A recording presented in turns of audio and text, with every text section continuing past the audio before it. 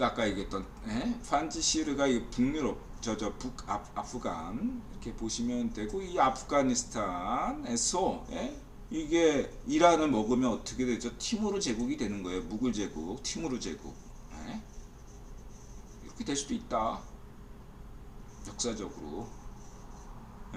그래서 팍스 시니까 관심 없어 미국. 하라 그래. 이래버리면 중국도 난처해져. 무슨 뭐 중국과 아프간과 이란을 연결하는 팍스 시니까 1대1로 엮이기 싫대. 이란이 어떡할래. 엮이기 싫대. 세계 돌아가는 거 보면 이란 파시 정권도 중국과 손잡았다가 국유원할 때 무슨 피 볼지 모르는데 누가 중국하고 손잡으려고 좀 하겠어요.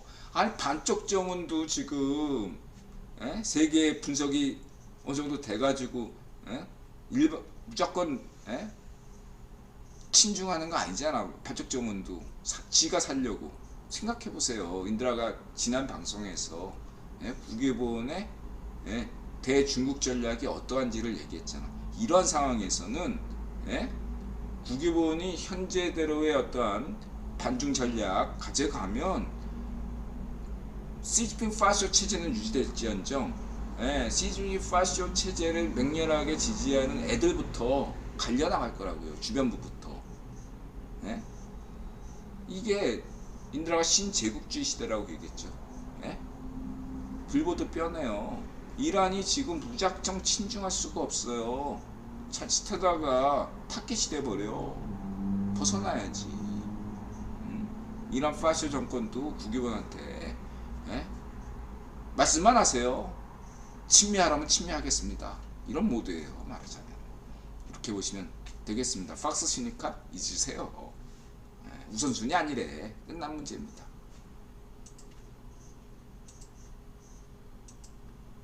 이렇게 보면 되고, 아까 말했던 에이블리 흐린 정보수장, 국가정보국장 매일 일일 보고하는 겁니다. 한국으로 치면 국정원이고요. 왜 CIA보다 더 높다고 내가 강조했죠. 왜?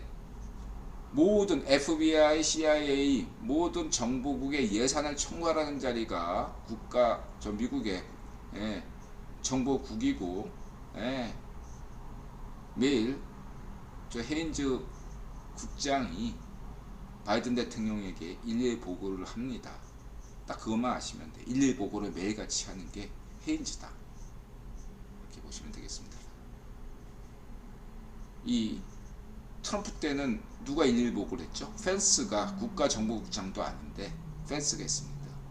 그만큼 국가정보국을 못 믿었지, 트럼프는. 펜스가 매일 일일 보고를 했어요. 그래서 펜스가 부통령임에도 불구하고 실세였습니다. 참고하시기 바라고요. 그 다음에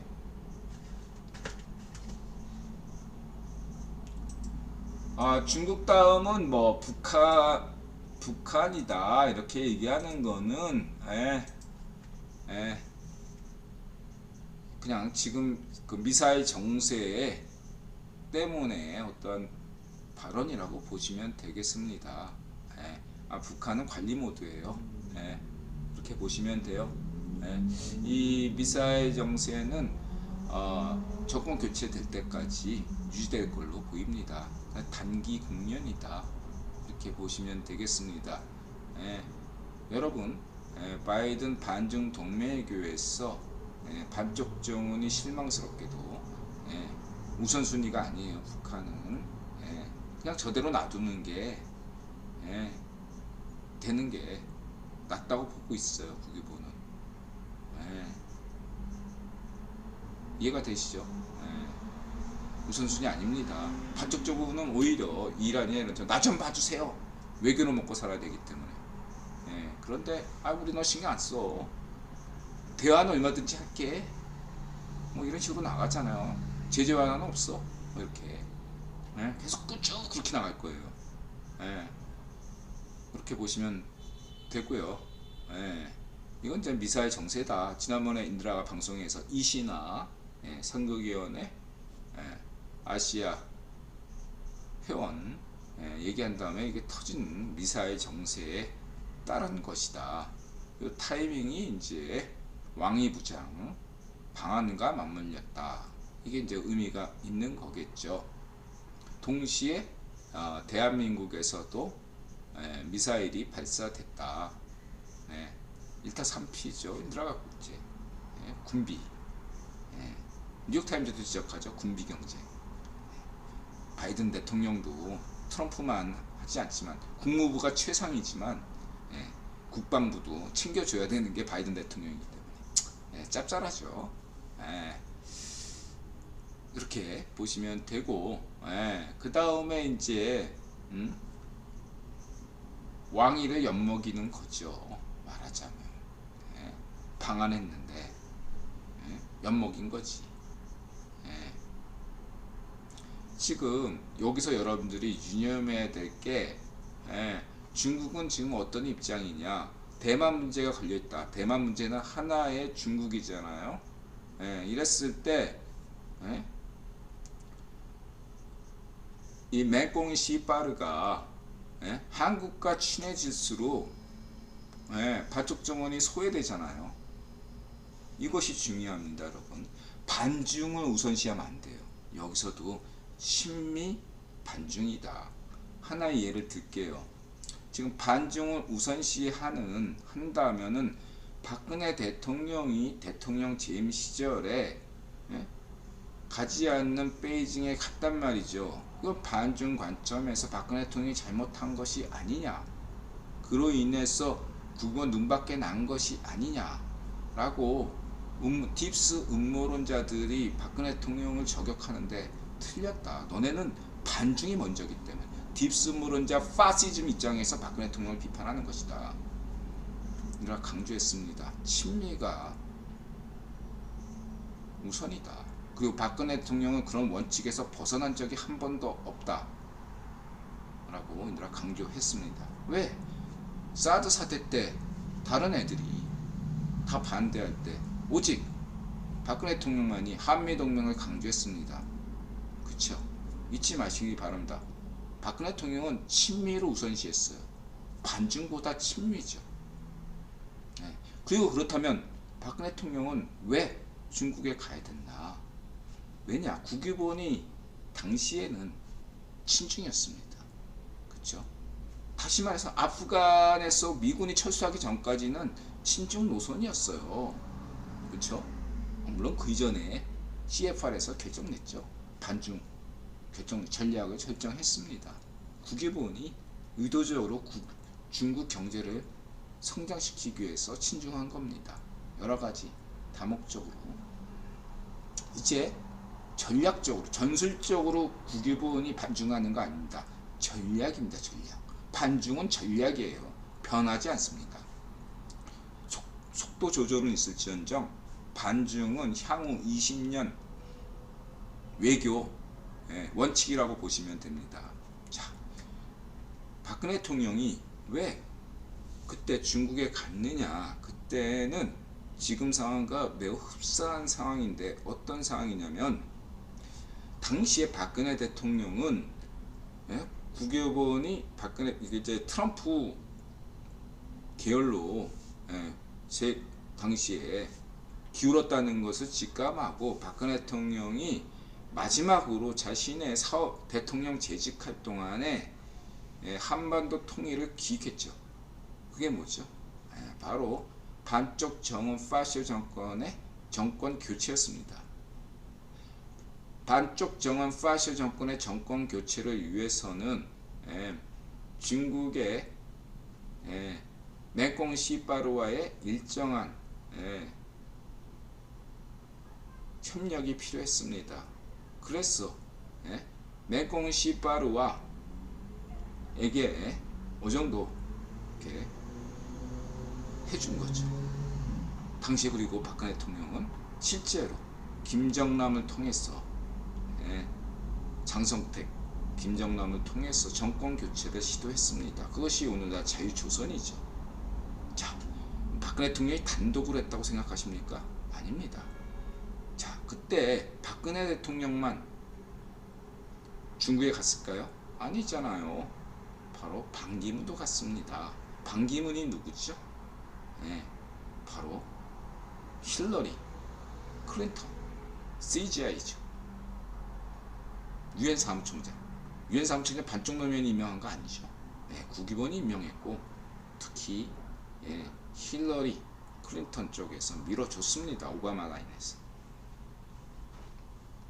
그럼 반기문을 박근혜 대통령이 후임자로 생각했다 이거예요. 자주 만났고 반기문 유엔 사무총장 당시에 자주 만났습니다. 그때 반기문 유엔 사무총장을 가장 전 세계적으로 비난했던 세력이 누군지 아십니까? 바로 반미 아베빠입니다. 반미 아베빠들이 반기문 일 못하네 여론을 하면서 여론을 엄청나게 만들었던 애들이 바로 반미 아베빠 파시스트들인 것입니다. 반미 아베빠들은 반기문과 박정희 대통령, 박근혜 대통령을 제일 미워했어요. 문존비 파시오를 좋아했죠. 반쪽 노면을 좋아했던 게 반미 아베빠인 것입니다. 자, 박근혜 대통령이 왜 탄핵당했을까? 그건 미스테리지만 어쨌든 국유본이 결정했습니다. 반미 아베빠의 입김, 트아베빠의 입김이 강했다 이렇게 보시면 되겠습니다. 그래서 반중 친미 입장에서는 박근혜 대통령을 비난할 수 있습니다. 이런 점에서 이제 몽골 박사는 문존비 파시오를 지지했다라고 논리적가 맞죠. 박근혜 대통령을 좀 안 좋게 보지 않습니까? 지금이야 이제 지지자들 때문에 그런 얘기는 잘 안 하지만 반면에 인드라 친미 반중 입장에서는 어떻습니까? 박근혜 대통령은 외교적으로 탁월했다. 반미 아베빠들의 미움을 받았다. 이게 다 설명이 되잖아요. 왜 반쪽 정권 교체를 시도했는가? 이 모든 게 다 설명이 되는 게 바로 친미 반중입니다. 반중 친미로는 박근혜 대통령을 오해할 수밖에 없고 문존비 파시오 편을 들게 만든다. 이 점을 몽골 박사가 인식하고 반중 친미에서 친미 반중으로 전환해야 된다 라는 것을 인드라가 다시 한번 강조드리겠습니다. 물론 인드라는 몽골 박사 좋아해요. 자, 여기까지. 바다님 111 보고 하는 게 누군지 실세가 누군지 어떻게 아세요? 아니 오바마 때 국가정보국장이 111 보고했어요. 통상적으로 국가정보국장이 보고해요. 111 보고를. 이거 다 뉴스에 나와요. 찾아보시면 펜스가 111 보고했어요. 트럼프 때는. 그러다가 어느 순간부터 트럼프가 집권 막바지에 펜스도 제친 거죠. 그 다음부터 이제 트럼프 사이가 111 보고 한 것이 아닐까 또 생각해보고 하여간 그렇습니다. 뉴스에 다 있어요. 그리고 인드라 블로그에서 찾아보세요. 국가정보부 참고하시기 바라고요.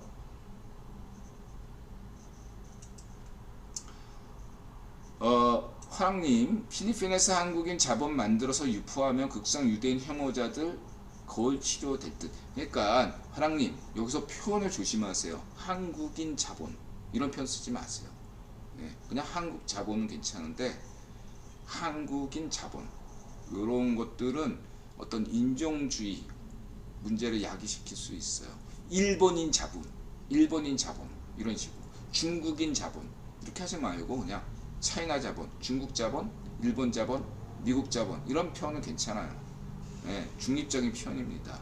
근데 거기에 인자가 들어가면 요건 인종주의적 문제가 야기시킬 수 있어요. 인드라가 계속 강조해요. 국제 유대 자본, 유대인 자본이라고 아니라고 계속 강조하는 게 이런 점들이 있습니다. 우리 화랑님 뭐 표현의 의도는 전혀 아니죠. 우리 화랑님이. 그리고 아까 인드라가 이제 하여튼간에 지금 하시는 일 오늘 그만둬도 되고 11월 달에 그만둬도 됩니다. 제가 잘 읽었어요. 화랑님 힘내세요. 인드라가 화랑님 만났을 때 큰 인물 되신다고 인드라 있잖아요. 지금 하신 대로 쭉 가면 되고 학자금 대출 받는 방법도 있다. 오늘 당장 그만둬도 말씀드릴 수 있겠습니다. 힘내세요. 자, 이렇게 말씀드리고 싶고 1시간